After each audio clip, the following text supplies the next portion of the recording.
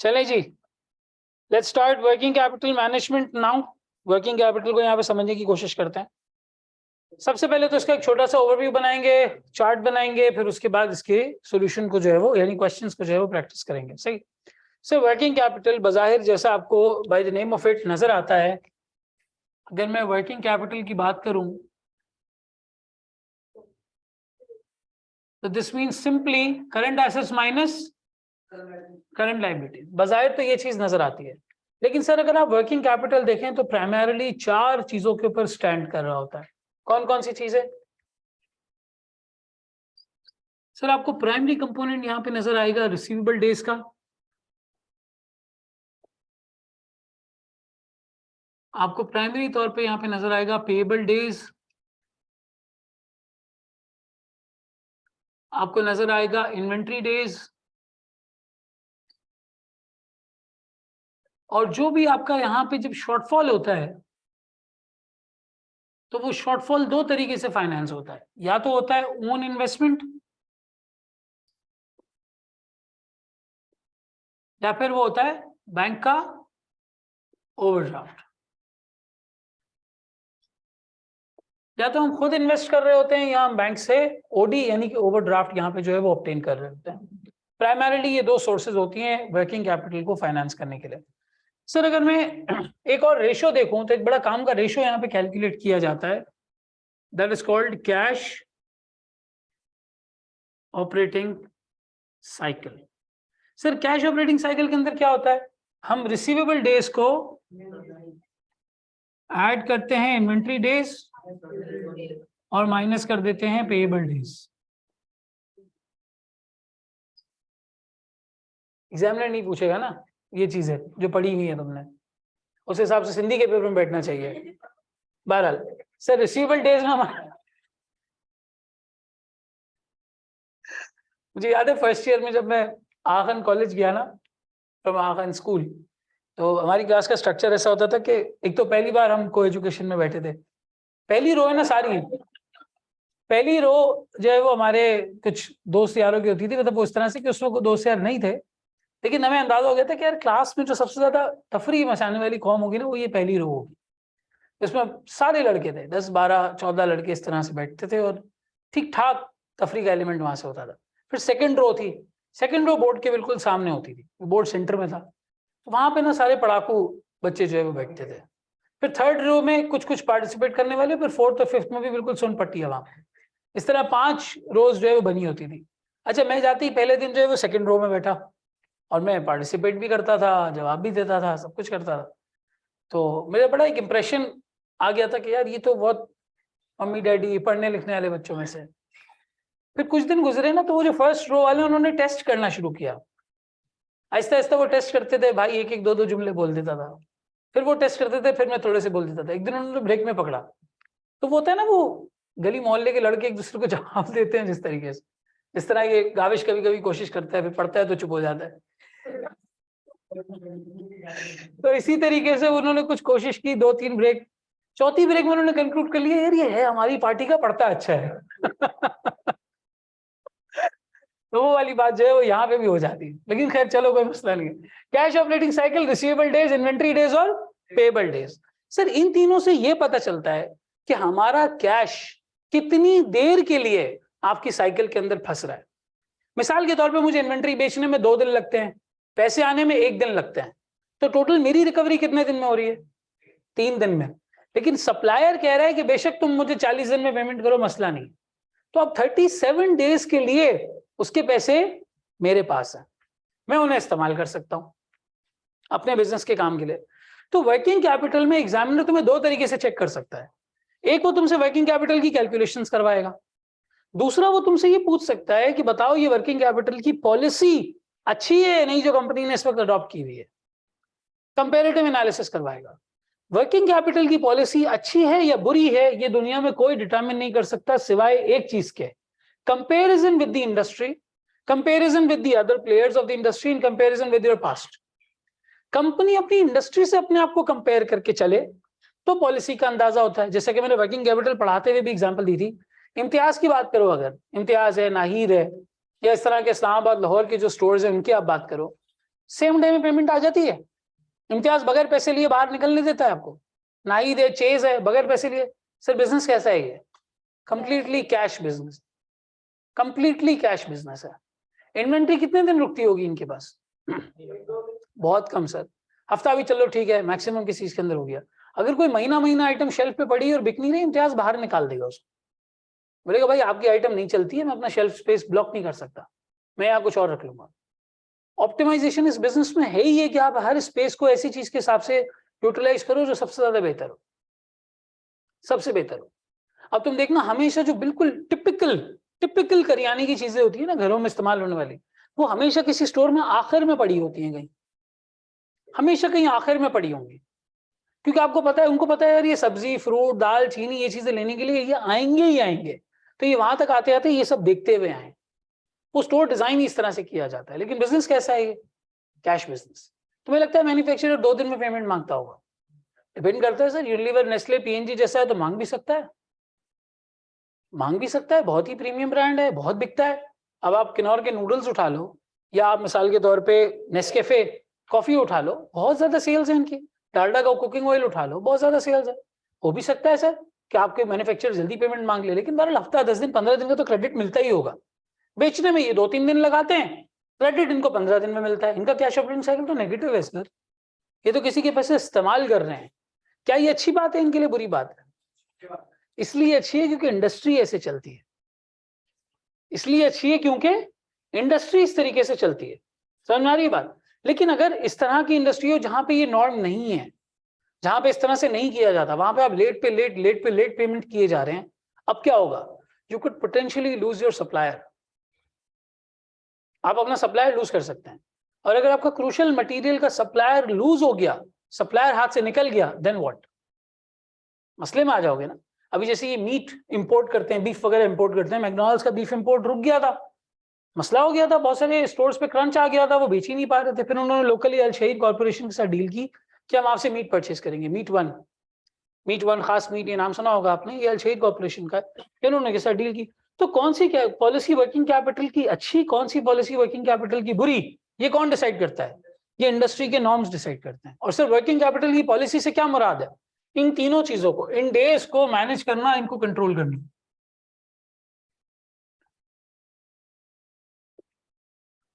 Sir receivable days पे हमारा focus क्या होना चाहिए? जल्द से जल्द पैसे रिकवर हो। इन्वेंट्री में सर जल्द से जल्द इन्वेंट्री निकले, सेल हो। और पेबल में इतनी देर से, जितनी देर से आपके पास आपका सप्लायर या आपका जो इंडस्ट्री का नॉर्म है वो अलाउ करता है। अगर आप उससे लेट करेंगे, आपका की सप्लायर हाथ से निकल जाएगा, आपका की सप्लायर हाथ से निकल जाएगा। अगर वो हाथ से, मैं बाकायदा कराची के कुछ ऐसे इंस्टीट्यूट्स को जानता हूं जिन्होंने कुछ की टीचर्स की पेमेंट रोकी, 1 महीने नहीं 6-6 महीने रोकी, 1 साल रोकी, वो की टीचर्स वहां से चले गए। आज तक वो इंस्टीट्यूट नहीं उठ पाया पर्टिकुलरली। नहीं, मैं किसी का नाम नहीं ले रहा यार। वो क्या है, आपका की सप्लायर है, वो आपका की एलिमेंट वही है ना, सारा बिजनेस आपका वहीं से ड्राइव हो रहा है, ठीक है। और वो पीसीएचएस में कहीं नहीं है, इसलिए आप बाहर निकल जाए उस सबसे। पीसीएचएस में कहीं नहीं है वो इंस्टीट्यूट, पीसीएचएस में तो कहीं भी नहीं है। और ना ज्यादा कराची के स्टूडेंट्स थे उनके, क्योंकि स्टूडेंट्स थे ही ज्यादातर इंटरनेशनल। मैं एसीसी साइड पे बात कर रहा हूँ 12। तो कहने का मकसद ये नहीं, कहने का मकसद ये आप लोग नहीं जानते हैं बाकी। कहने का मकसद ये कि जो आपका की सप्लायर है वो अगर आपके हाथ से निकलेगा, think of tobacco industry. Cigarette के टेस्ट में बहुत ज्यादा जो चीज डिपेंडेंट होती है वो उसका लीफ है। अगर लीफ का फार्मर हाथ से निकल गया तो फिर आपके प्रोडक्ट का टेस्ट खत्म। इसी तरीके से केएफसी के बारे में सोचो, जो जिंगर में वो बन सप्लाई, जो ब्रेड वो यूज करते हैं, वो एक यूनिफॉर्म ब्रेड है। आप जब भी उनका वो चिकन चिप्स का वो डील लेंगे तो उसके साथ वो डिनर रोल आता है, छोटा सा व्हाइट बन होता है, आप देखें वो कांस्टेंट है, टेस्ट लुक सब कुछ अपीयरेंस उसका कांस्टेंट है। कुछ की एलिमेंट्स होते हैं आपके, नैंडोस चिकन उसकी बहुत मशहूर है, अगर उसके चिकन की सप्लाई लाइन कट जाए तो क्या होगा सर? पूरी ब्रांड वैल्यू जो है वो, इमेज उसकी जो है वो खराब हो जाएगी। तो ये चीजें वर्किंग कैपिटल के अंदर इंपॉर्टेंट होती हैं। फिर रिसीवेबल के जो डेज हैं उसको बेहतर कैसे बनाया जा सकता है? सर डिस्काउंट्स, फॉलो अप, और सामान देने से पहले असेस कर लो इस कस्टमर की हैसियत क्या है, इसको कितने दिन का क्रेडिट देना चाहिए। यानी तुम्हारा अपना क्रेडिट कंट्रोल डिपार्टमेंट, तुम्हारा अपना रिसीवेबल्स का डिपार्टमेंट, ऑडिट में कंट्रोल्स में तुम लोग पढ़ते भी होगे, समझ में आ रही है बात? तो आप पहले डिपार्टमेंट ऐसा सेटअप करें। इन्वेंट्री डेज आप कैसे कम कर सकते हैं? सर आपकी प्रोडक्शन साइकिल को मिनिमाइज करके। द फाउंडर देखिए, द फाउंडर नहीं देखी तुम लोगों ने? आज देखना,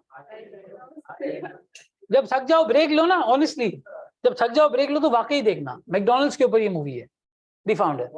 कैसे मैकडॉनल्ड्स बना, किस तरीके से। ये तुम्हें जो आज जो मैकडॉनल्ड्स नजर आ रहा है, इसका जो ओनर है, इसका ये आइडिया नहीं था, ये दो भाइयों का आइडिया था जिनको ऑप्टिमाइजेशन तो बहुत अच्छी आती थी, बिजनेस करना नहीं आता था। एक बंदे ने इन्हें पार्टनरशिप ऑफर की, उन्होंने उसको नहीं ऑप्ट किया। इस बंदे ने उसका नाम लीगली रजिस्टर करा लिया एज अ कंपनी। अब जो नाम एज अ कंपनी रजिस्टर हो जाए वो कोई और यूज कर सकता है। तो इन दोनों की अपनी कंपनी ये भाई नहीं चला सके क्योंकि किसी और ने इनके नाम से लीगल एंटिटी रजिस्टर करा ली थी। प्राइवेट लिमिटेड या पब्लिक लिमिटेड कंपनी इसको आप कहते हैं। और उसमें बताया है कि मैकडॉनल्ड्स का बिजनेस किस तरीके से रियल स्टेट है, बर्गर बेचना नहीं है। मैकडॉनल्ड्स जमीन बेचता है, हमें लगता है बर्गर बेचता है। वो जो फ्रेंचाइजी वाला सिस्टम है पूरा, आप देखें दी फाउंडर में बड़ा एक्सीलेंट बताया। लेकिन कहने का मकसद, दी फाउंडर में ये भी बताया है कि उन्होंने बर्गर 2 मिनट में कैसे प्रिपेयर करना शुरू किया। उन्होंने सारे स्टेप्स को ऑटोमेट कर दिया, ऑप्टिमाइज कर दिया। ऑटोमेट गलत वर्ड होगा, मशीनरी नहीं थी तब, लोग ही थे, इतनी पुरानी बात कर रहा हूँ। ऑप्टिमाइज कर दिया, हर बंदे के स्टेप्स बता दिए, डिस्टेंस बता दिया, भाई तुम यहाँ खड़े रहोगे तुम ये करोगे, तुम यहाँ खड़े रहोगे तुम ये करोगे। 2 मिनट के अंदर ऑन द गो आपने गाड़ी रोकी, आप ड्राइव थ्रू में गए, आपकी चीज तैयार हुई, आपको मिल गई और आप चले गए। ये कॉन्सेप्ट उसके अंदर बताया। तो इन्वेंट्री डेज कम करने का सबसे बेहतर तरीका होता है आप अपनी प्रोडक्शन साइकिल ऑप्टिमाइजेशन को कम करो। दूसरा तरीका, आप JIT अगर इंट्रोड्यूस कर सकते हो तो करो, जस्ट इन टाइम मेथड। और तीसरा तरीका, आपकी मार्केटिंग और आपकी सेल्स इतनी रोबस्ट होनी चाहिए कि आपका सामान बिके भी। प्रोडक्शन टीम बहुत जल्दी बना के रख दे, ठीक है बना दिया, WIP था, फिनिश गुड हो गया, अब फिनिश गुड पड़ा हुआ है। पहले रॉ मटेरियल पड़ा हुआ था, फिनिश गुड पड़ा हुआ है। अगर मार्केटिंग टीम में इतना दमी नहीं है कि वो आपके गुड्स को बेच सकती है, बेच पाती है, तो फिर वो चीज रखी रहेगी। तो यहाँ पे 3 पर्टिकुलर रेशियोज हमारे। रिसीवेबल डेज कैसे निकलते हैं? Receivable divide by sales into 365। Sir given data से हम डेज भी निकाल सकते हैं, और अगर डेज दिए हुए तो उससे रिसीवेबल का नंबर भी निकाल सकते हैं। समझ में आ रही है बात? फिर उसके बाद ये कैसे निकलता है? Inventory divide by cost of goods sold multiply by 365 payable days. Sir payable upon purchases या कॉग्स? परचेजेस और cost of goods sold multiply by 365। Sir अगर मैन्युफैक्चरिंग एंटिटी है तो फिर इन्वेंट्री डेज कैसे निकलेंगे?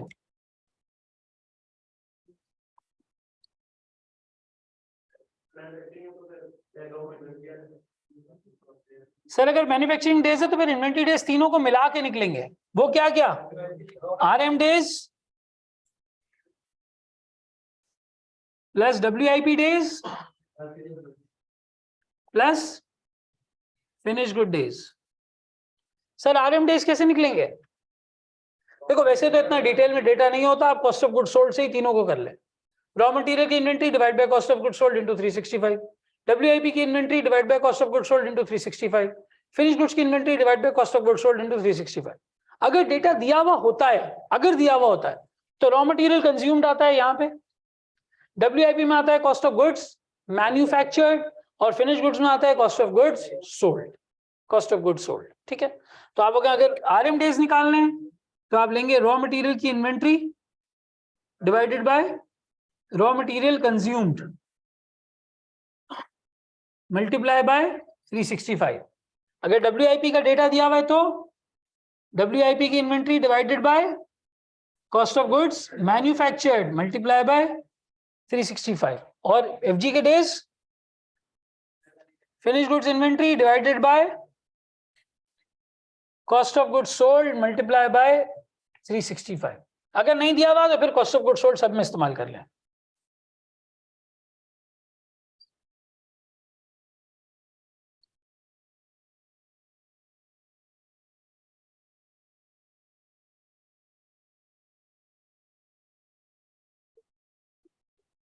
अगर नहीं दिया हुआ तो COGS इस्तेमाल करें।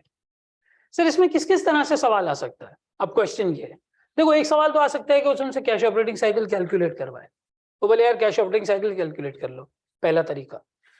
दूसरा तरीका यहाँ पे क्या हो सकता है? सर दूसरा तरीका यहाँ पे ये हो सकता है कि वो आपको बोले कि भाई मैं डिस्काउंट्स ऑफर करने लगा हूँ, मैं कस्टमर्स के लिए एक नई पॉलिसी ला रहा हूँ, मुझे बताओ मेरे ओवरड्राफ्ट में कितनी कमी आ जाएगी। तो आप ये ट्रैक करेंगे कि भाई डेज कितने कम हो रहे हैं, डेज कम होने की वजह से मेरे रिसीवेबल के अमाउंट पे कितना फर्क पड़ेगा।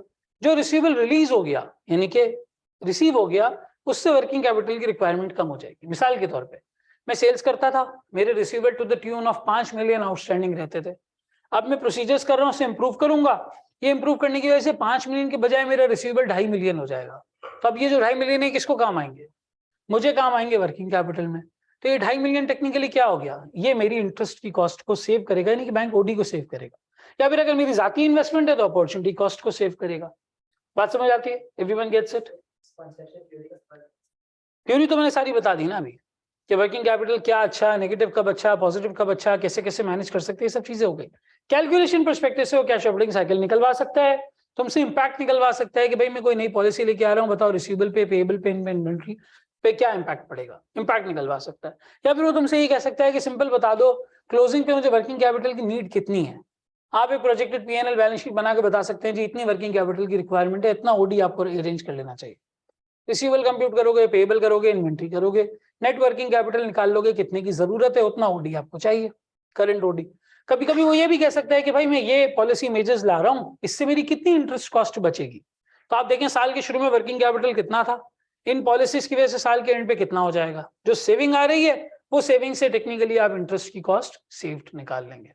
तो बहुत मुश्किल सवाल वर्किंग कैपिटल के ऊपर नहीं बनेगा, लेकिन ओवरऑल पर्सपेक्टिव में इस तरह से हमारे पास कैलकुलेशन का पर्सपेक्टिव जो है वो आ सकता है। हाँ, इंटरेस्ट रेट से मल्टीप्लाई करके कर ले, सही है। Everyone gets it? बात समझ आती है?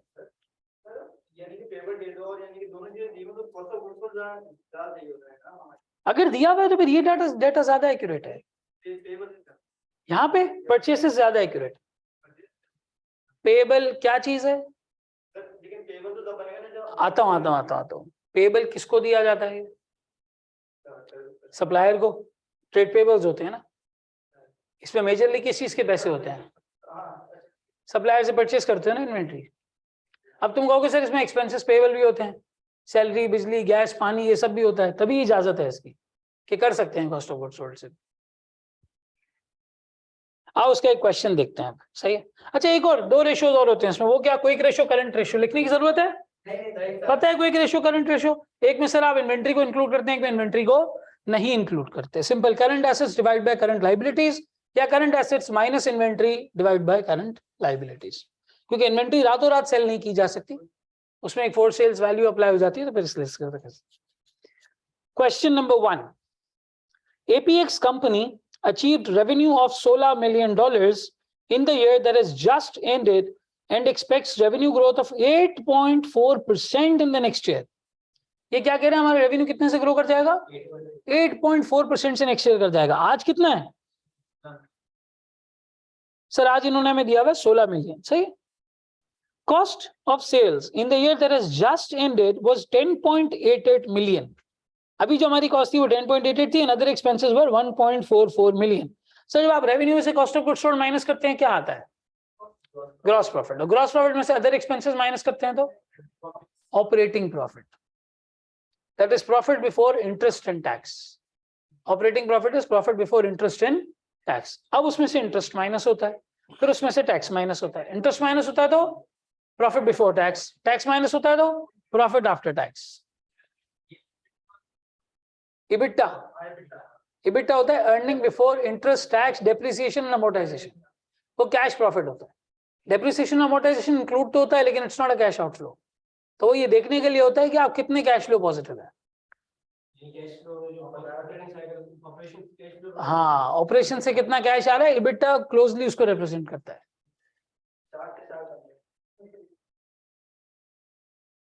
चलें, तो सर हमें यहाँ पे नजर आया कि कॉस्ट ऑफ गुड्स सोल्ड हमारी 10.88 मिलियन है और अदर एक्सपेंसेस हमारे 1.44 मिलियन है। The financial statements of APX company for the year that has just ended contain the following statement of financial position. क्या क्या सर? नॉन करंट एसेट्स है हमारे पास 22 million के। करंट एसेट्स में इन्वेंट्री दी हुई है, ट्रेड रिसीवेबल दिया हुआ है और टोटल एसेट्स दिए हुए हैं। इक्विटी फाइनेंस की साइड पे ऑर्डिनरी शेयर्स दिए हुए, रिजर्व्स दिए हुए, लॉन्ग टर्म बैंक लोन दिया हुआ है। करंट लायबिलिटीज के अंदर ट्रेड पेबल्स है और ओवरड्राफ्ट है, और टोटल लायबिलिटीज हमारे पास इस तरीके से दी हुई है, ठीक है।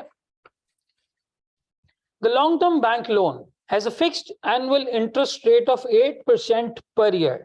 लॉन्ग टर्म बैंक लोन पे कितना इंटरेस्ट है? 8% का। लॉन्ग टर्म बैंक लोन का अमाउंट कितना है?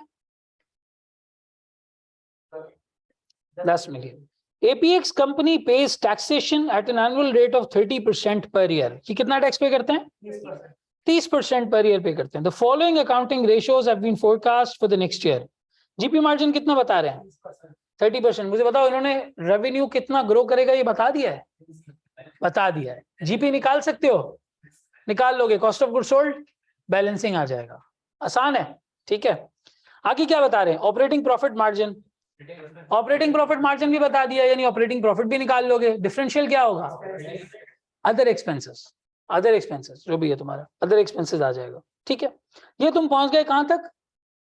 Profit before interest and tax तक पहुंच गए। इंटरेस्ट पता है कितना है? लॉन्ग टर्म बैंक लोन पे 8% है, और आगे देखो एक और आ रहा है नीचे। Overdraft interest in the year is forecast to be 1,40,000। Simple 1,40,000 उसने बता दिया। हाँ, नेक्स्ट ईयर का बता रहा है। No change is expected in the level of non current assets and depreciation should be ignored. So depreciation भूल जाओ, करंट नॉन करंट एसेट्स तुम्हारे सेम के सेम रहेंगे। मांग क्या रहा है? Required. Prepare the following forecast financial statements for APX company using the information provided, statement of P&L and statement of financial position. और analyze and discuss the working capital financing policy of APX company. ठीक है sir. Inventory receivable payable कितना होगा? कितने दिए हैं? Days दिए हुए तीनों के? डेज दिए हुए। रेवेन्यू निकल आएगा, कॉस्ट ऑफ गुड्स सोल्ड निकल आएगा।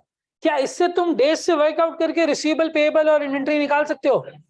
बिल्कुल निकाल सकते हैं। और आखिर में बैलेंस शीट पे बैलेंसिंग चीज क्या आएगी? कौन सी चीज? इसकी कोई असम्पशन इसने नहीं दी हुई। आओ बैलेंस शीट रिव्यू करते हैं। पीएनएल तो समझ में आ गया ना जहन में कैसे बनेगा। बैलेंस शीट का सोचते हैं। नॉन करंट एसेट्स के बारे में क्या बोला इसने? हाँ, नॉन करंट एसेट्स के बारे में क्या बोला इसने? सेम रहेगा, बिल्कुल सेम रहेगा, चेंज कोई नहीं है उसके अंदर।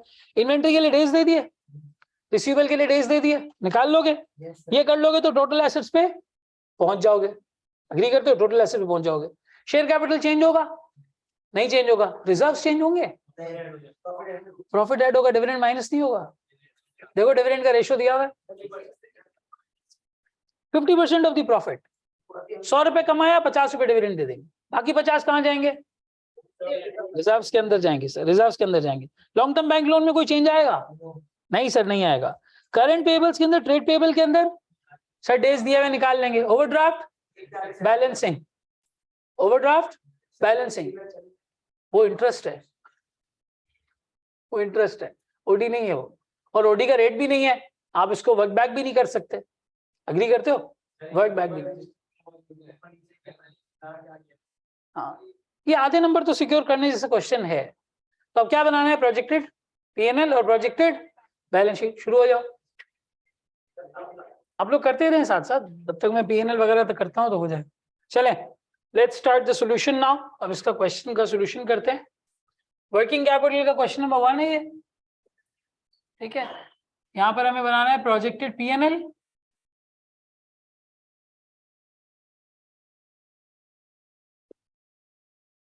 और दूसरा बनाना है प्रोजेक्टेड बैलेंस शीट, ठीक है। सर अगर मैं रेवेन्यू की बात करूं तो मेरा रेवेन्यू लास्ट टाइम कितना था? रुपीज इन 1000 में सॉल्व करें, 16 मिलियन, 16,000 हो जाएगा। ग्रोथ कितनी है इसमें? 8.44, 8.4%। कितना हो गया? 17344, 17344, ठीक है। अगर मैं जीपी की बात करूं तो मुझे दिया हुआ है कितना परसेंट है? 30% ऑफ 17344 कितना बनता है?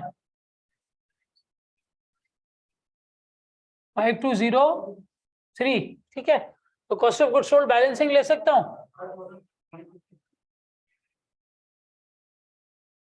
कितना? 12140। बेहतरीन है, जबरदस्त। ग्रॉस प्रॉफिट की बात क्या आता है? अदर एक्सपेंसेस नहीं सर, वो भी हमें नहीं पता, उसको हम क्या लेंगे? बैलेंसिंग फिगर लेंगे। क्या हमारे पास ऑपरेटिंग प्रॉफिट का मार्जिन मौजूद है? Yes sir. ऑपरेटिंग प्रॉफिट कितना है? 20% ऑफ रेवेन्यू, ठीक है। तो 20% ऑफ 17344 3469 बैलेंसिंग निकालो 1734। ऐसा ही है भाई, सारे लोग यहां तक पहुंच गए थे, एवरीवन, ठीक है। इसके बाद क्या रह जाता है सर? इंटरेस्ट रह जाता है। इंटरेस्ट कितना है हमारा सर? एक तो 10 मिलियन के ऊपर 8% है, यानी 10,000 के ऊपर 8%। उसके अलावा 140 ओडी के ऊपर है, ये मिस हो गया। कितना हो गया?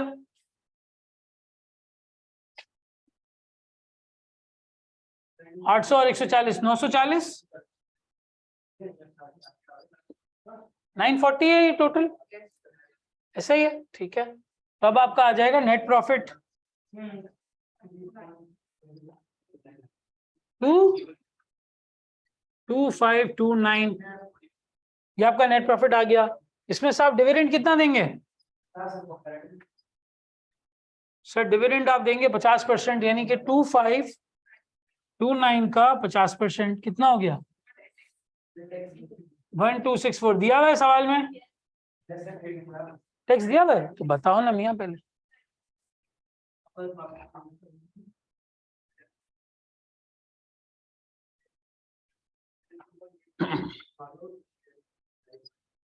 सर ये हो गया मेरा प्रॉफिट बिफोर टैक्स, ठीक है। प्रॉफिट बिफोर टैक्स, टैक्स कितना है? Tax at the rate of 30%, कितना है? 759, ठीक है। अब ये आ जाएगा मेरे पास प्रॉफिट 1770, ये बन गया प्रॉफिट आफ्टर टैक्स।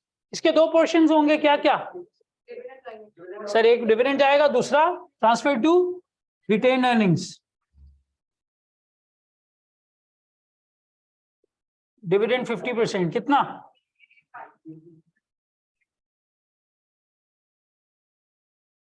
885। और सर बाकी जाएगा ट्रांसफर टू रिटेन्ड अर्निंग्स, वो भी सर सेम जाएगा 885। जी सर, क्या कह रहे हो? हाँ, तो ये बाकी सब क्या है? ये बाकी सब भी तो नेक्स्ट ईयर का फोरकास्ट है। ये रेवेन्यू किसका है? करंट ईयर का ही है। करंट ईयर का कितना है? 16,000। नेक्स्ट ईयर का कितना है? हाँ, तो 184 नहीं 108%, 108.4%, वही लिया हुआ है। नेक्स्ट ईयर का जीपी रेशियो 30% है, वही लिया हुआ है। सारे नंबर नेक्स्ट ईयर का फोरकास्ट है, ठीक है। अब सर दूसरा क्या रह जाता है? अब हो जाती है sir projected balance sheet.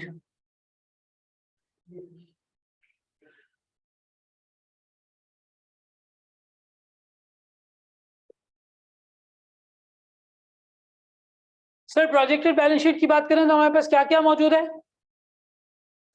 Non current assets हैं, क्या कह रहे हैं उसके बारे में?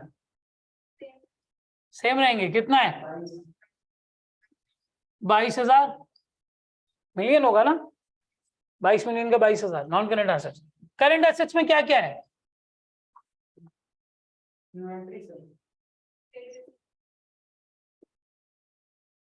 इन्वेंट्री और ट्रेड रिसीवेबल। सर इनकी वर्किंग हो सकती है? बिल्कुल हो सकती है। कैसे? इन्वेंट्री कितनी इन्वेंट्री कैलकुलेट करोगे, कैसे करोगे? सर डेज रखेंगे, कितने इन्वेंट्री डेज कितने कह रहे हैं? 110 दिन की इन्वेंट्री रहेगी सर। टोटल पूरे साल की कॉस्ट ऑफ गुड्स सोल्ड कितनी है? 12,140। तो सर 12,140 को डिवाइड कर दो 365 से, मल्टीप्लाई कर दो 110 से, कितना हो गया? 3658, 3658, ठीक है। इन्वेंट्री के बाद दूसरा ट्रेड रिसीवेबल। पूरे साल का रेवेन्यू कितना है 17344। इसको डिवाइड कर दो किस पे 365 पे, मल्टीप्लाई करो, कितने दिन का चाहिए, कितने डेज है 65, 3088 3088। लास्ट क्या है trade payable. Sir trade payable की अगर मैं बात करूं तो कितना है cost of goods sold 12140 divide by 365। कितने दिन का पेएबल रखना है 75 डेज। कितना हो गया 2494। ठीक है जी, ये आपके ट्रेड पेएबल हो गए। सर इन्वेंट्री और ट्रेड रिसीवेबल ले लें 3658 और 30288 3658 और 3088 सही है। इन दोनों का जरा सम बताना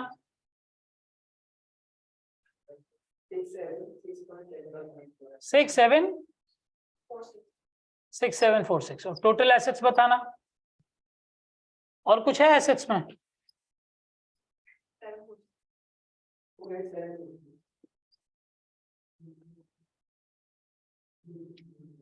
28746।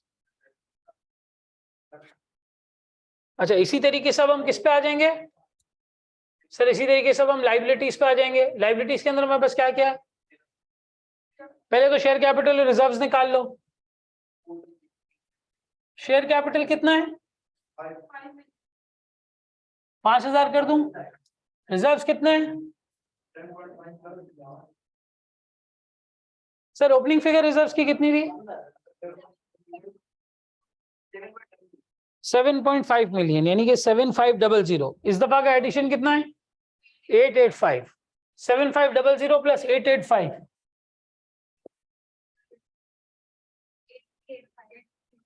8385। इन दोनों को टोटल कर लें 13385। ऐसा ही है, ये आपके बन जाएंगे क्या नेट एसेट्स। अब सर नॉन करंट लाइबिलिटीज कितनी है, कंपनी के नेट एसेट्स है ना ये, शेयर कैपिटल रिजर्व्स मिला के। नेट इक्विटी कह लो, नेट एसेट्स कह लो।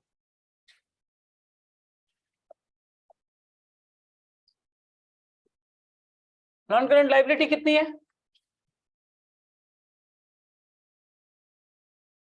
नॉन करंट लाइबिलिटी कितनी है 10 मिलियन। 10,000 कर लें, ठीक है। अब आ जाता है करंट लाइबिलिटीज में क्या क्या है हमारे पास सर, ट्रेड पेएबल हम निकाल चुके हैं 2494 और दूसरा आ जाएगा बैंक का ओडी। ठीक है, ये बैलेंसिंग निकालेंगे। टोटलिटी में जो टाई करना चाहिए वो कितना करना चाहिए 28746। यहां पे आप लिख लें equity and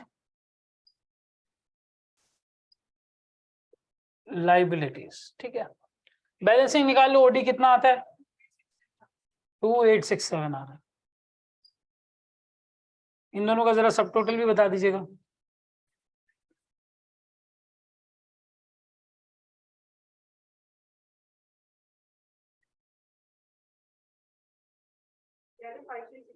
five three six one 5361। समझ में आ रही है बात सर। ये बैंक ओडी कैसे निकाला है, ये हमारे पास क्या चीज है सर, ये बैलेंसिंग फिगर है 5361। हमारी इक्विटी लाइबिलिटी और हमारे टोटल एसेट्स आपस में बराबर हो गए।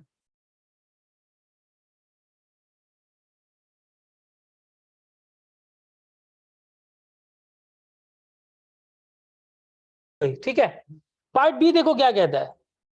पार्ट बी कहता है analyse and discuss the working capital finance policy of APX company. Company की वर्किंग कैपिटल फाइनेंस पे थोड़ा सा कमेंट करें कि आप इस कंपनी के वर्किंग कैपिटल फाइनेंस को कैसे देखते हैं। हाँ जी बताएं, कॉस्टिंग के अलावा आप कैसे देखते हैं इसको। तुम्हारी बात नहीं हो रही है, कंपनी की वर्किंग कैपिटल पॉलिसी की बात हो रही है। बताओ किस तरह देखते हो?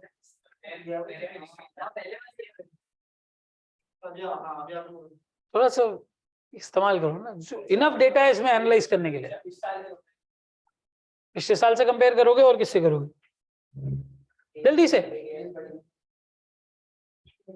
चले जी, पार्ट बी के अंदर जहां हमें इसको एनालाइज करना था, वहां पे सबसे पहली देखो, जब भी इस तरह की कोई सिचुएशन आ जाए कि तुम्हें एनालाइज करने के लिए मिले, हमेशा ये सोचा करो गिवन डेटा क्या है, जो दिया हुआ डेटा है वो कौन सा है, उससे हम क्या बना सकते हैं।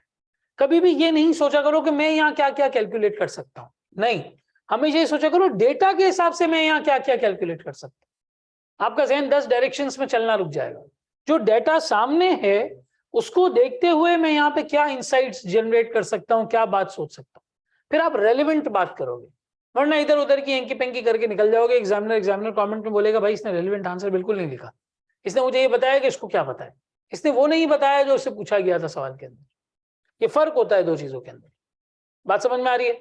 तो सर डेटा मेरे पास क्या था, डेज में दोनों सालों के निकाल सकता था, current year, last year, sorry next year, दोनों सालों के डेज निकाले जा सकते थे। ठीक है, तो अब जरा सा कंपैरिजन कर लेते हैं। Sir inventory days, receivable days और पेएबल डेज, करंट और नेक्स्ट, यानी जिसको आप फोरकास्ट कहते हैं, नेक्स्ट ईयर निकाल के बताओ। करंट ईयर के इन्वेंट्री डेज कितने हैं? करंट ईयर के, हाँ जो अभी ईयर क्लोज हुआ है ना, that is just year ended, 51 receivable, और नेक्स्ट ईयर की जो फोरकास्ट दी हुई है 65। इन्वेंट्री डेज 81 और यहाँ पर 110। पेएबल डेज 64, यहाँ पर 75। अगर मैं कैश ऑपरेटिंग साइकिल निकालने चाहूं, कैश ऑपरेटिंग साइकिल तो निकाल सकता हूं, बिल्कुल सर, इसको माइनस करना पड़ेगा 68 और यहाँ पर 100।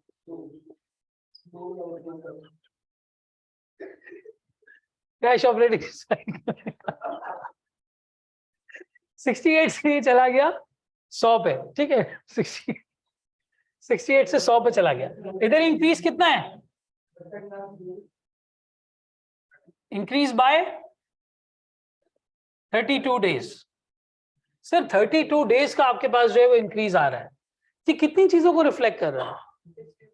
सर ये दो चीजों को यहाँ पे मेजरली रिफ्लेक्ट कर रहा है। एक तो ये कि आपके रिसीवेबल कलेक्शन के पीरियड में और दिन लग रहे हैं मजीद, और आपकी इन्वेंट्री पाइल अप हो रही है। ये एक्सेप्टेबल सिर्फ एक ही सूरत हाल में है। इस सूरत हाल में एक्सेप्टेबल है कि आप कोई नया प्रोडक्ट, नई कैटेगरी लॉन्च कर रहे हैं जिसकी आपको मार्केटिंग करनी है, जिसकी आपको सेल्स बढ़ानी है, जिसका मार्केट शेयर आपको गेन करना है, तो ठीक है आप क्रेडिट देंगे, कोई मसला नहीं है। आज अगर मैं कुकिंग ऑयल मार्केट में उतारता हूँ जो डालडा के कंपटीशन में खड़ा हुआ है, तो मैं क्रेडिट दूंगा, उधार दूंगा रिटेलर्स को कि ले जाओ बेचो, जब बिकता है बेच देना, मसला नहीं है। जैसे हमारे यहाँ कोई नया इंस्टीट्यूट खुलता है तो free free free free free line लग जाती है ना, तो बिल्कुल इसी तरीके से कोई नया सब्जेक्ट, नया टीचर है, नया इंस्टीट्यूट है, फ्री की लाइन लग जाएगी। हर जगह होता है ऐसे। तो जो फ्री की लाइन लगी हुई होती है वो यही है। कोई नया प्रोडक्ट या नई इन्वेंट्री हमने लॉन्च की है, कोई नई कैटेगरी लॉन्च की है, तो क्या होगा, मेरे पेएबल इंस्टीट्यूट की बात पे तुम्हें जबरदस्त समझ में आ जाता है, चेहरे पे स्माइल आने समझ में आ जाता है। तो यहाँ पे हमारे ये 2 दिन क्या हो रहे हैं, इंक्रीज हो रहे हैं। ये 32 डेज यहाँ पे इंक्रीज का मतलब ये है कि सर मेरे रिसीवेबल के डेज भी उसमें लैग आ रहा है, इंक्रीज आ रहा है,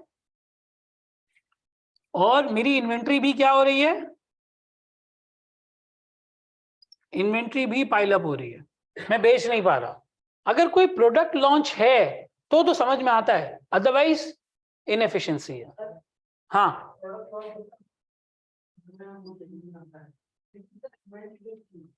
इन्वेंट्री तुम बहुत ज्यादा संभाल के रखते हो ना, कि किसी का भी ऑर्डर आ गया, चल गया प्रोडक्ट अगर, तो इन्वेंट्री रखते हैं, चल जाएगी, काम आ जाएगी। जैसे मिसाल के तौर पे कोई नई गाड़ी लॉन्च होती है, कोई नई गाड़ी लॉन्च होती है, आप देखें जब उसका लॉन्च होता है शुरू शुरू में, तो बहुत लोग बुकिंग कराते हैं, बहुत सारी गाड़ियां बन जाती हैं, मसला ही नहीं। जब पिकांटो ने क्या नाम है इस गाड़ी का, स्टोनिक स्टोनिक जब लॉन्च की थी तो स्टोनिक लॉन्च करते वक्त उन्होंने पिकांडो की बुकिंग्स बंद कर दी थी, या अगर थी भी तो डिले कर दी थी। बहुत शोर मचता था, डेली में इंटरनेट पे दिखता था, बहुत शोर मचता था कि गाड़ी डिलीवर नहीं हो रही टाइम पे। जिसकी अक्टूबर 2021 की डिलीवरी थी उसको मार्च में गाड़ी मिल रही है, जिसकी दिसंबर की थी उसको जून में गाड़ी मिल रही है, 6 महीने लेट। और उन्होंने बोला ये था कि जी वो चिप शॉर्टेज है, जी वो सप्लाई नहीं हो रही, जी वो डॉलर नहीं मिल रहे मुल्क में, जी फला मसला हो रहा है फला। एक्चुअल ये था कि सारी असेंबली लाइन उन्होंने स्टोनिक के लिए बिजी कर दी थी, क्योंकि उनकी गाड़ी का नया लॉन्च था। और स्टोनिक उन्होंने किसके कंपैरिजन में उतारी थी? वीजल, या जो अब एचआरवी है, एचआरवी नाम है ना जो लॉन्च हुई है, वीजल थी पहले, इसके कंपैरिजन में इन्होंने उतारी थी गाड़ी। मिड साइज एसयूवी या कॉम्पैक्ट एसयूवी आप जिसको कह सकते हैं, क्रॉसओवर, इसके कंपैरिजन में उतारी थी। तो अगर कोई नया प्रोडक्ट लॉन्च है या कोई नई चीज है तो समझ में आता है कि आपने डिस्काउंट्स दिए हुए हैं या प्रमोशंस चलाई हुई, लेकिन अगर नहीं तो फिर ये एक इनएफिशिएंसी है।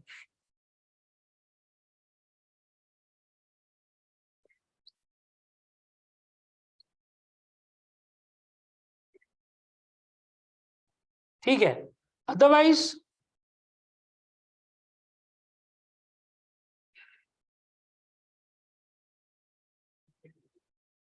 This is inefficient. अदरवाइज आपके पास क्या है? इनएफिशिएंट है। अब जरा ओडी को कंपेयर करो, यहां पर देख लें प्लीज, इसके बाद ब्रेक दे रहा हूं असर की नमाज को, जल्दी से पॉइंट हम कंप्लीट कर लें फिर ब्रेक ले लेना। अगर मैं बैंक ओडी की बात करता हूं, कितना इंक्रीज आया है? इंक्रीज बाय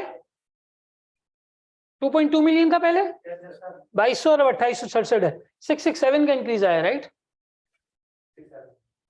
667 होगा, increase by 667 despite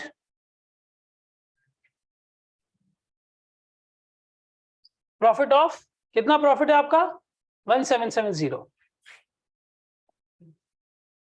sir 1770 profit होने के बावजूद आपका पैसा आपके बैंक ओडी में ज्यादा पाइलअप हो रहा है। यानी यहाँ पे मसला ये समझ में आता है कि शायद थोड़ी सी इनएफिशिएंसी, शायद थोड़ा सा इस तरीके के मसला चल रहा है जो कंपनी इतने ज्यादा एफिशिएंटली मैनेज नहीं कर रही। पैसा पाइलअप हो रहा है इन्वेंट्री के अंदर, रिसीवेबल के अंदर, तो कुछ सर्कमस्टांसेस में तो ये समझ आता है, लेकिन वैसे अगर देखें apparently it seems like a bad working capital management policy. 68 दिन जो आपका पैसा फंस रहा था वो कितना फंस गया? 100 दिन फंस गया। This is the primary reason कि जो आपका कैश यहां पे स्टक हो रहा है, ये रीजन है for increase in bank OD.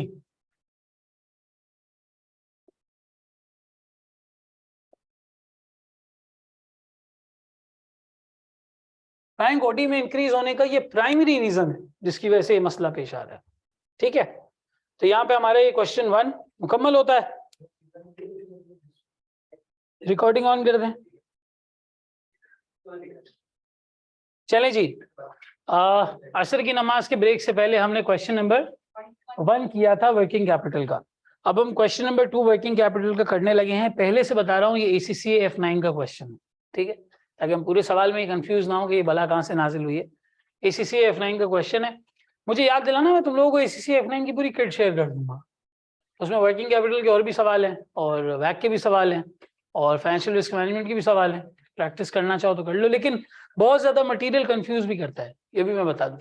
ACCA का टेस्ट करने का तरीका थोड़ा डिफरेंट है, वो वैक के साथ फिर financing structure, gearing decisions, beta equity, beta asset, beta debt, ये सब चीजें भी उसमें होती है, वो आपके लिए कोर्स में रेलिवेंट नहीं है। हाँ, क्या प्लान किया? हाँ, क्या प्लान किया?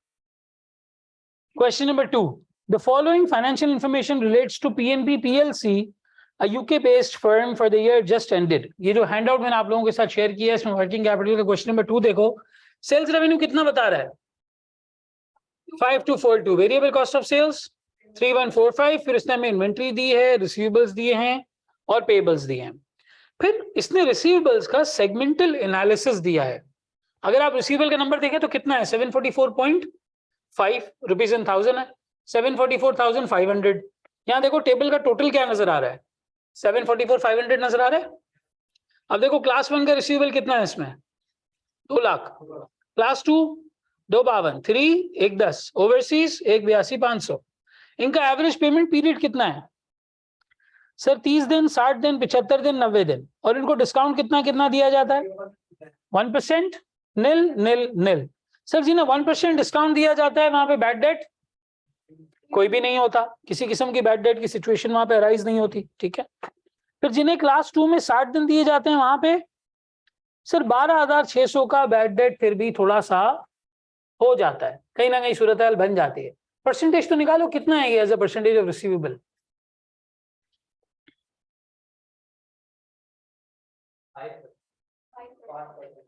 5% के आसपास आपका बैड डेट है यहाँ पे। फिर क्लास 3 में रिसीवेबल 1,10 और बैड डेट है 11,000, कितना 10% तकरीबन यहाँ भी है। और फिर है 182,500 उसका 21,900, कितना 12%। एग्जैक्ट नंबर आ रहे हैं 5, 10, 12% के आसपास यहाँ पे आपका बैड डेट का परसेंटेज भी यहाँ पे नजर आ रहा है, ठीक है ना। ये रिकवरेबल है।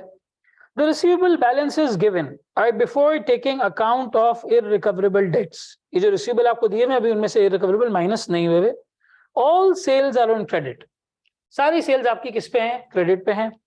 Production and sales take place evenly throughout the year. Current sales for each class of receivables are in proportion to their relative year-end balances before irrecoverable debts. Sir ये क्या बोला इसने? इसने बोला जो रिसीवेबल का रेशो है रिलेटिवली नंबर ऑफ डेज के हिसाब से, इसी हिसाब से आप सेल्स को यहाँ पे तोड़ सकते हैं। सर ये क्या बात की, सेल्स को तोड़ सकते हैं? थोड़ा सा क्या हम इसको समझ सकते हैं कैसे टूटेंगे? आए समझते हैं।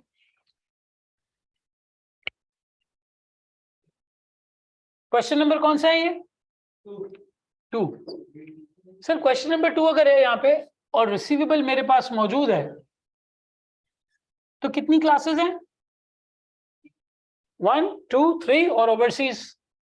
1, 2, 3 और ओवरसीज, चारों का रिसीवेबल मौजूद है। कितना कितना है बताओ?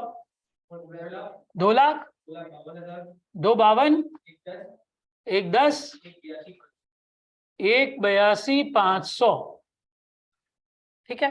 ये आपके रिसीवेबल हैं। सर डेज दिए हुए हैं? बिल्कुल सर डेज दिए हुए। कितने? 30, 60, 75, 90, ठीक है। सर क्या मैं वर्क बैक करके रेवेन्यू निकाल सकता हूं? कैसे? सर ये कितने दिन को रिप्रेजेंट कर रहा है? 30 दिन को। इसको डिवाइड बाय 30 मल्टीप्लाई बाय 365 कर सकता हूं? बिल्कुल सर कर सकते हैं। रेवेन्यू आ जाएगा। सबका रेवेन्यू कैलकुलेट करो।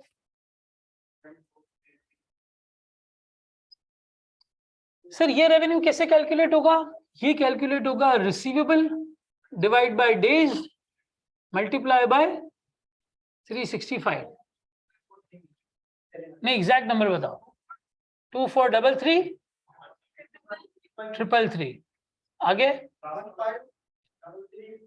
1533 333,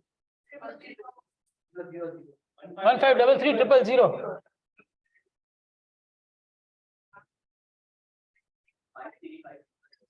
535 333, 740139। टोटल बताओ इसका जरा।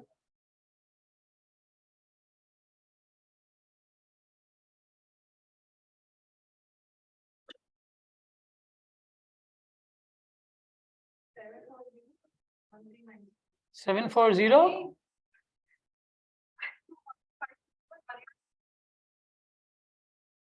5241,805, 5241,805। देखो पीएनएल में इतना ही रेवेन्यू है, राउंडिंग ऑफ है, वो रुपीज इन थाउजेंड है सॉरी, हाँ पाउंड्स इन थाउजेंड है। ये हमारे पास प्योर पाउंड्स में हमने नंबर निकाला है, ठीक है।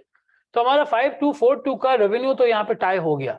जो उसने लाइन अंग्रेजी में बोली थी कि current sales for each class of receivable are in proportion to the relative year end balances before recoverable debts, वो हमने बेसिकली यहाँ पे क्या कर लिया, मीट कर लिया। हमने अपने रेवेन्यू को इस हिसाब से तोड़ दिया कि हमें पता चल गया हर क्लास का रेवेन्यू कितना कितना कितना कितना हमारे पास आ रहा है। टोटल टाई होता है। अग्री करते हो everybody?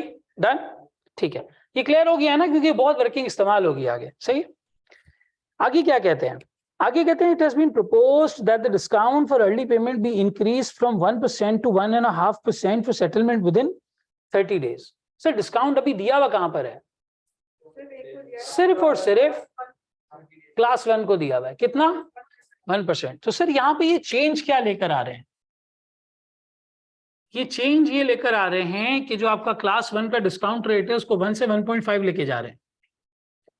Class 1 discount rate to be changed from 1% to 1.5%। क्या कंपनी कॉस्ट बढ़ेगी? बढ़ेगी सर, डिस्काउंट बढ़ रहा है। लेकिन और क्या क्या फायदे हो सकते हैं इससे, सोचो। सर हो सकता है क्लास 2 के कुछ लोग क्लास 1 में शिफ्ट हो जाएं, हो सकता है नीचे 3 या 4 के कुछ लोग ऊपर शिफ्ट हो जाएं। वैसे तो ढीठ है, वो मुश्किल है। जिनको 75-90 दिन की आदत पड़ी हो उनके लिए आधा % कोई मोटिवेशन नहीं। जब वो 1 पे नहीं फिसले तो 1.5 पे क्या फिसलेंगे? 0.5 उनके लिए शायद इतनी बड़ी मोटिवेशन नहीं हो, लेकिन क्लास 2 के लोगों के लिए, उनके लिए शायद हो सकती है सर। कोई ना कोई तो होगा जो इस थ्रेशोल्ड में फॉल करेगा। और वैसे जब जनरली डिस्काउंट बढ़ता है तो आपका कस्टमर बेस भी वैसे भी बढ़ जाता है। अगर आप थोड़ा सा भी डिस्काउंट बढ़ाएं तो कुछ नए लोग आ ही जाते हैं, तो नए लोग भी आ सकते हैं, क्लास 2 से कुछ लोग ऊपर भी आ सकते हैं। रिक्वायरमेंट में देखो हमसे चाहता क्या है, बाद में हम डिटेल पढ़ते हैं। दूसरी रिक्वायरमेंट कहते हैं कैलकुलेट द नेट बेनिफिट और cost of increasing the discount for early payment and comment on the acceptability of the proposal. और फिर कहता है calculate the current cash operating cycle and the revised cash operating cycle cost by increasing the discount for early payment. कहता है आप इसको इस तरीके से कंपेयर करके फिर उसके बाद कंप्यूट करें कि कैश ऑपरेटिंग साइकिल अभी और बाद में कितनी है। सही। पहले जो मेजर पार्ट है 9 नंबर का वो क्या है कि आप नेट बेनिफिट निकालो, या देखो नेट कॉस्ट आ रही है क्या आ रहा है, यानी effect of increasing the discount निकालो। ऐसा ही यही मांग रहा है हमसे।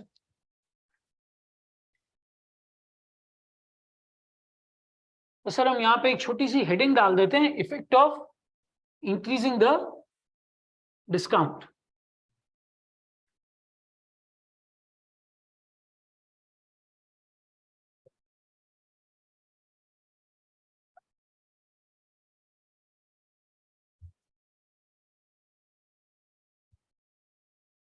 यहां पे हम छोटी सी हेडिंग डाल देते हैं, effect of increasing the discount rate. इस डिस्काउंट रेट को बढ़ाने से हमारे पास इफेक्ट क्या आता है। ठीक है, 1 बाय 1 कंप्यूट करेंगे।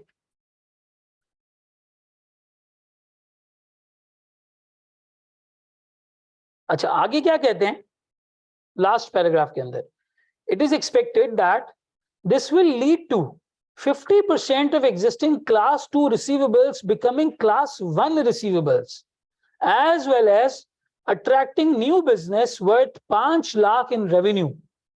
The new business would be divided equally between class 1 and class 2 receivables.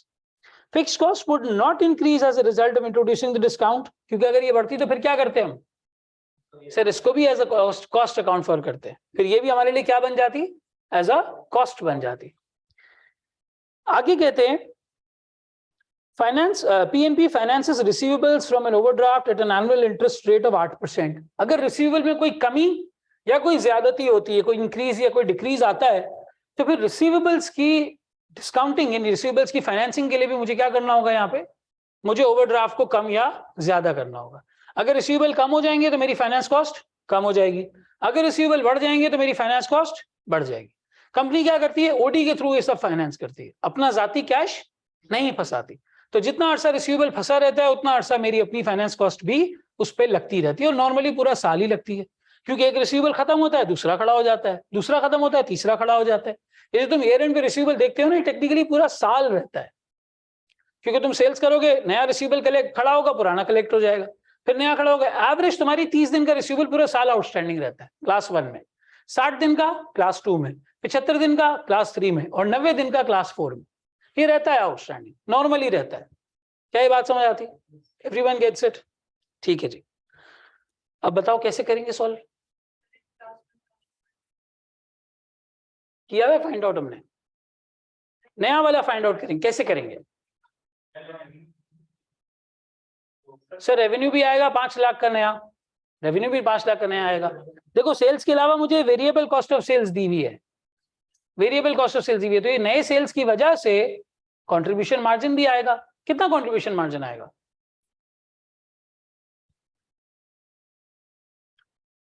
अभी का कंट्रीब्यूशन मार्जिन कितना है? 60% कॉस्ट है, वेरिएबल कॉस्ट ऑफ सेल्स है। कंट्रीब्यूशन मार्जिन कितना है? 40%। तो सर 5 लाख की अगर नई सेल्स आती हैं तो इस हिसाब से 2 लाख का तो कंट्रीब्यूशन मार्जिन भी आ जाएगा सर, 2 लाख का कंट्रीब्यूशन मार्जिन भी आ जाएगा। सर जरा कैलकुलेट करवाएं कंट्रीब्यूशन मार्जिन की अभी की परसेंटेज कितनी है?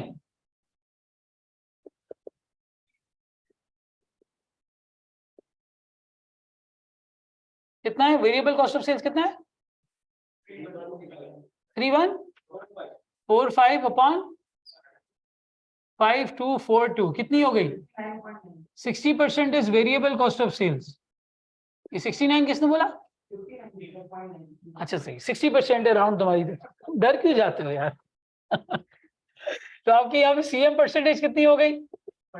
सर 1 माइनस 60% करें, ये हो जाएगा 40%। तो सर पहला इंपैक्ट तो ये है कि मेरे रेवेन्यू का क्या हो रहा है, यहाँ पे इंक्रीज हो रहा है सर, इंक्रीज इन रेवेन्यू। कितने से? 5 लाख से सर। उस पर कितना सीएम कमाऊंगा मैं? 40%, 2 लाख।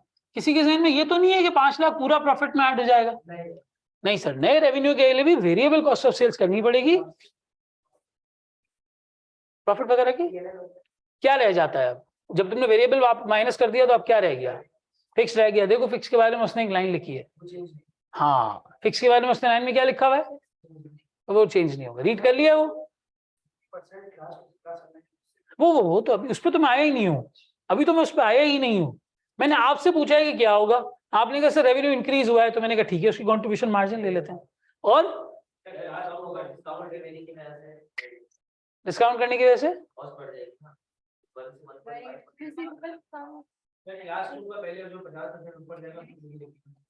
हाँ भाई, एनीवन एल्स? कुछ बातें सही कर रहे हो, बिल्कुल सही कर रहे हो। डिस्काउंट का इफेक्ट तुमने बोला तो सही, निकालोगे कैसे?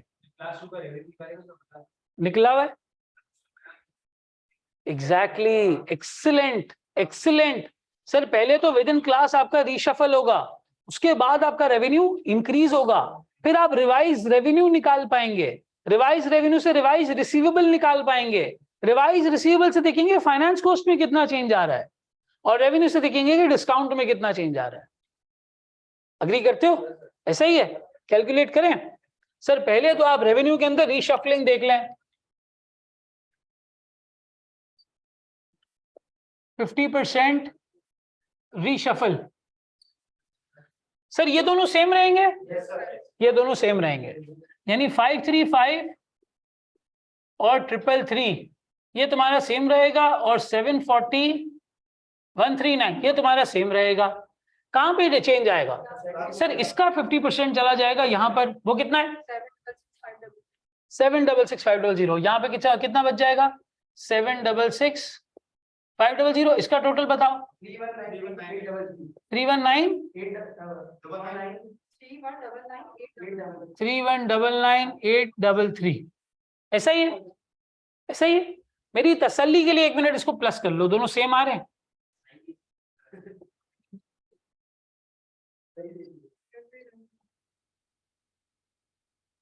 सिर्फ तसल्ली के लिए चेक कर लो, अगर ये गलत हुआ आगे सारे नंबर गलत आ जाएंगे। सही है। अब तुम्हारा इंक्रीज आ रहा है रेवेन्यू का,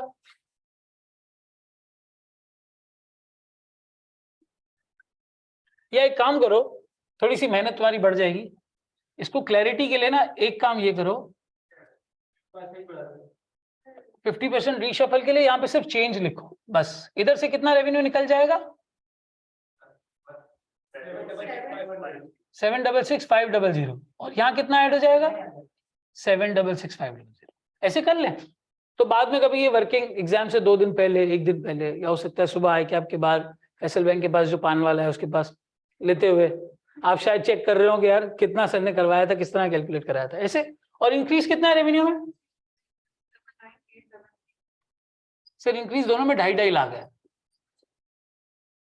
5 लाख का रेवेन्यू इंक्रीज हो रहा है, अग्री करते हो?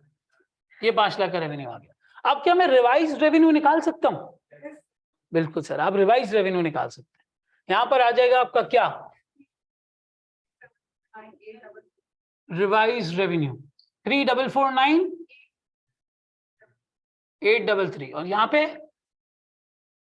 This minus this plus this,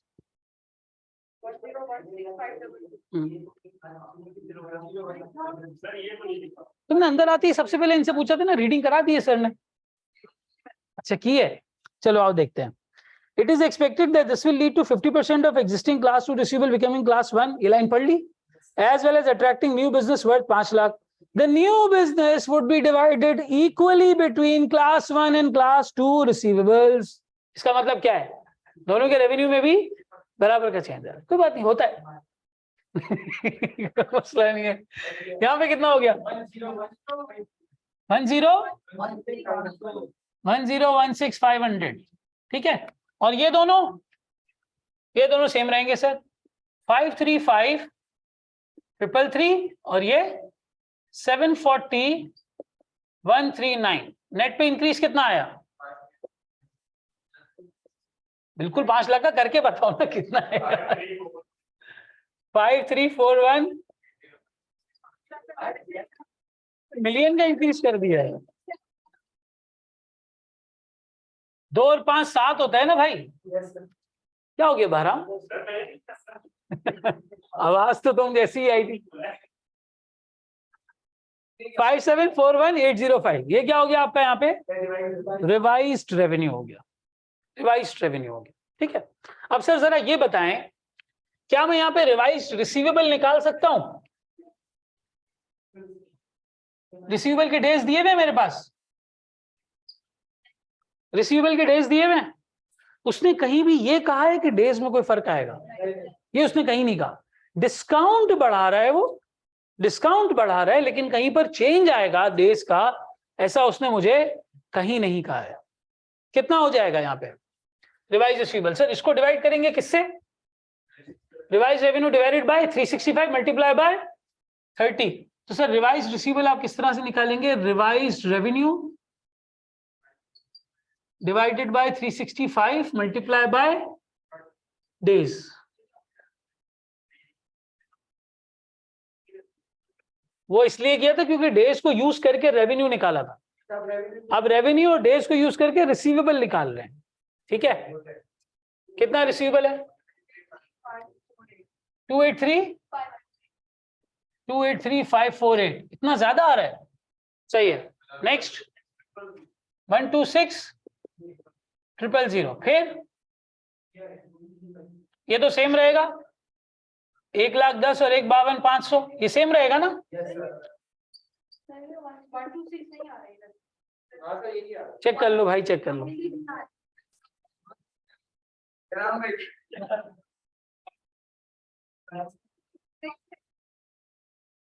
167,096 आ रहा है, ठीक है। टोटल बता दो।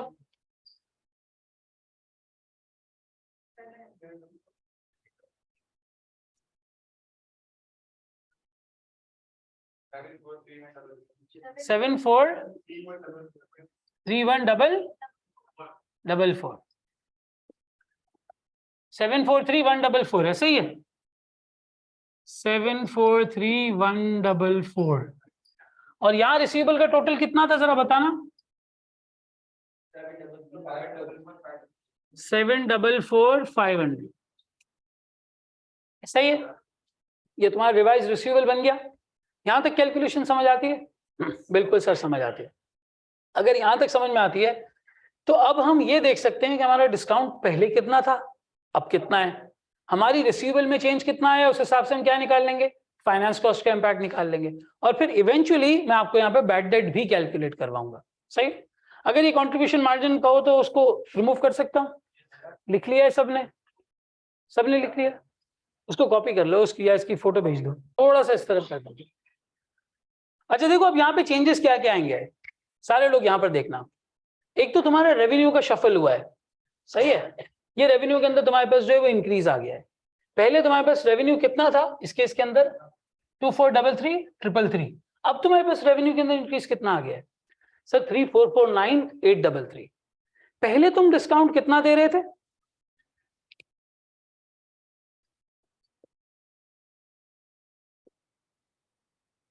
Discount cost existing sir existing discount cost मेरी कितनी थी? मैं 2433 के ऊपर 1% का डिस्काउंट दे रहा था। 2433 के ऊपर 1% का डिस्काउंट दे रहा था। वो कितना है? 2433। हाँ ठीक है। और अब मैं रिवाइज डिस्काउंट कितना दूंगा? सर 1.5 तो दूंगा, लेकिन उसके लिए मेरा रेवेन्यू का नंबर भी इंक्रीज कर चुका है सर। वो रेवेन्यू का नंबर कितना है? 3449,833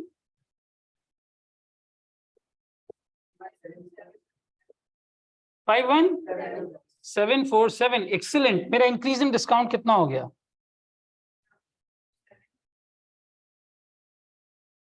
increase in the cost of discount कितना?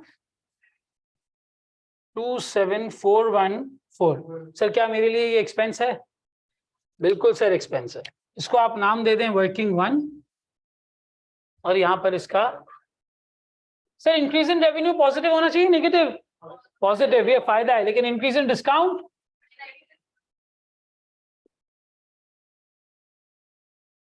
सर डिस्काउंट आपका यहाँ पे इंक्रीज कर गया कितने %? कितने नंबर से? 27414। 27414। ठीक है, ये इंक्रीज हो गया आपका डिस्काउंट में। इसके बाद नेक्स्ट क्या चीज होती है? सर अब देखते हैं हमारा रिसीवेबल में कितना इंक्रीज आया है, क्योंकि रिसीवेबल की इंक्रीज की वजह से क्या होगा? क्या चीज इंक्रीज कर जाएगी? फाइनेंस कॉस्ट इंक्रीज कर जाएगी सर। एक्सीलेंट। वर्किंग नंबर 2 देख लें यहां पे। सर मेरा इंक्रीज इन रिसीवेबल कितना हो गया? सर रिसीवेबल में मेरा इंक्रीज हो गया यहाँ पे 5741805 वर्सेस, नहीं बल्कि ये है 74344 वर्सेस 744500। सर डिक्रीज है, टेक्निकली मेरा फायदा हुआ है। 744500 माइनस 743144 कितना हो गया?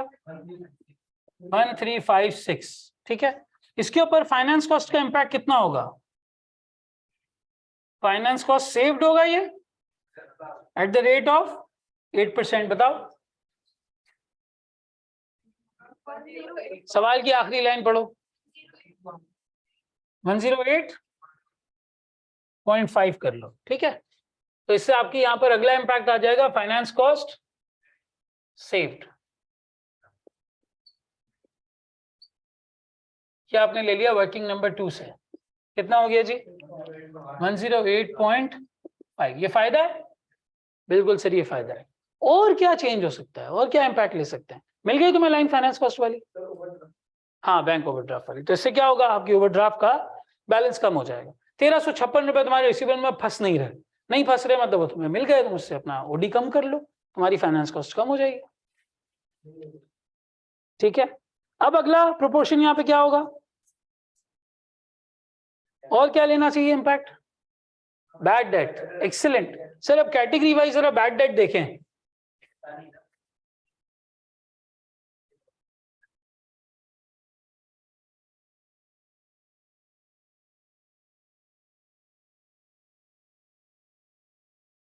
कंट्रीब्यूशन मार्जिन की परसेंटेज में यहां लिख देता हूं, कितनी थी हमारे पास?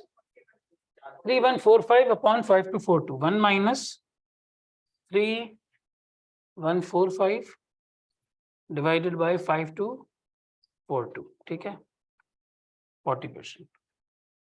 All right. अब सर जरा बैड डेट की परसेंटेज हम निकाल सकते हैं as a percentage of receivable.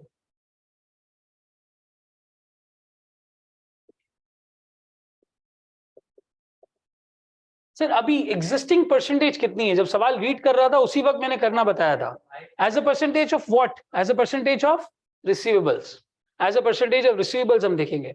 Receivable हमारे पास करंट वाले मौजूद हैं? बिल्कुल सर मौजूद है। कितना परसेंट पहले वाले लोग बैड डेट करते हैं? सर 0। पहले वाले तो 0 करते हैं। ठीक है, दूसरे वाले के अंदर 5%। इसकी वर्किंग भी साथ साथ दिखाई देते हैं, कभी बाद में रेफर करना हो तो मसला ना हो। 12,600 divided by 2,52,000। Sir 12,600 divided by 2,52,000 कितना परसेंट? 5%। ठीक है, तीसरा सर 10% कैसे? 11,000 डिवाइडेड बाय 1,10,000, ये हो गया यहाँ पे 10%। और आखिरी वाला 21,900 डिवाइडेड बाय 1,82,500, कितना हो गया? 12%। सर अब जो बैड डेट है वो निकाल सकते हैं, रिवाइज बैड डेट? बिल्कुल सर निकाल सकते हैं।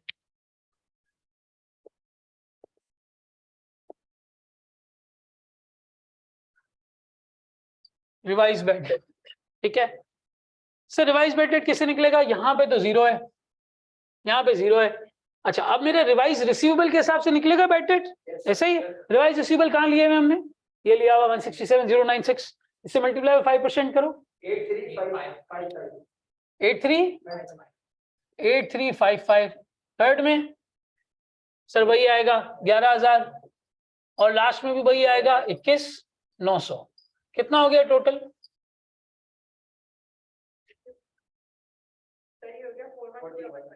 4155 या 65 है, चेक कर लो। 41255, ठीक है। तब आपकी वर्किंग 3 आ जाएगी यहाँ पे, वो क्या आएगी? सर चेंज हो रहा है नहीं हो रहा? हो रहा है। कितना कम हो रहा है, डिक्रीज हो रहा है? Decrease in bad debts.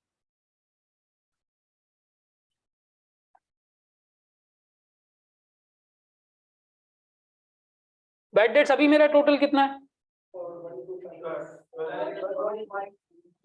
45,500। 45500 minus 41,255, 4245, ठीक है। तो इसको यहाँ पे लिख सकते हैं, बिल्कुल सर लिख सकते हैं। Decrease in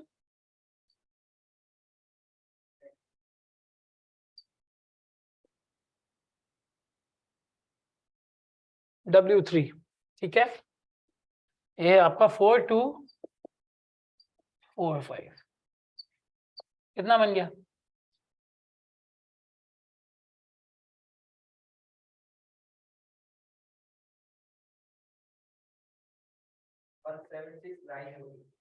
176,940। या चलो 0.5 कर दो, ऊपर हमने लिखा हुआ, ठीक है।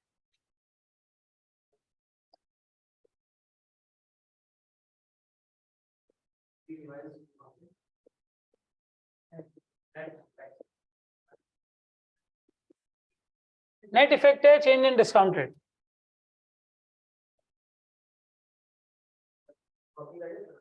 हाँ अब कॉपी कर लो,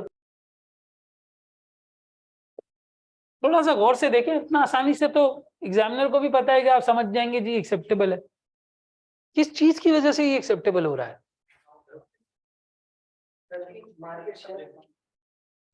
सर ये प्राइमरीली 5 लाख रुपए की वजह से हो रहा है।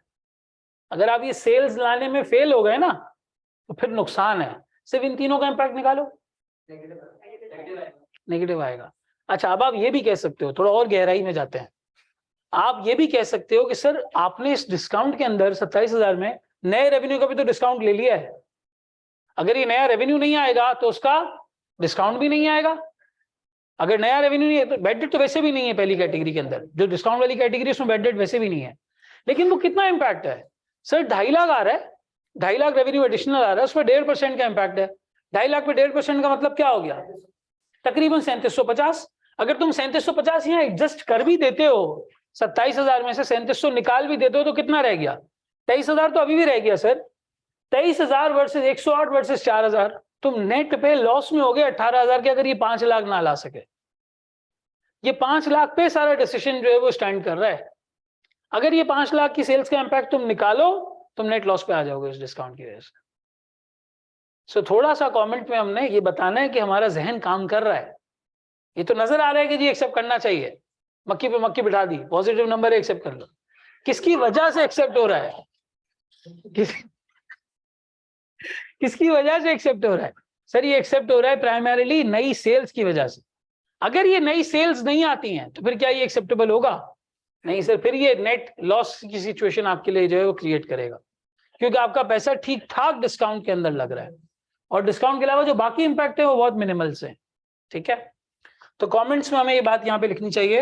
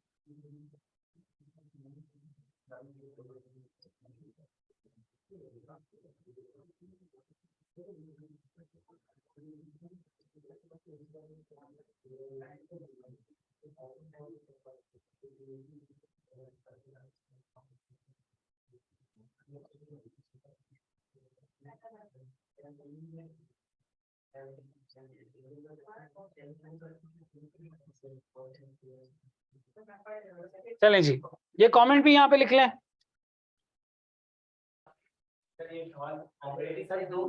हाँ ये तो कॉपी कर लो, लेकिन मैं कह रहा हूँ स्प्रिंग 22 में इतनी कंफ्यूजन है कि उसको करवाने की जरूरत है।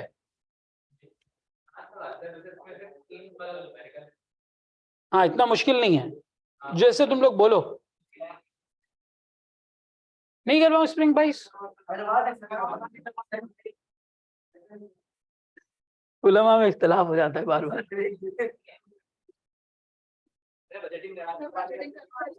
बजटिंग करा दें, अभी बेसिक करते हैं, फिर ब्रेक दूंगा, उसके बाद सवाल करेंगे। एक सवाल मुश्किल ही है वो जो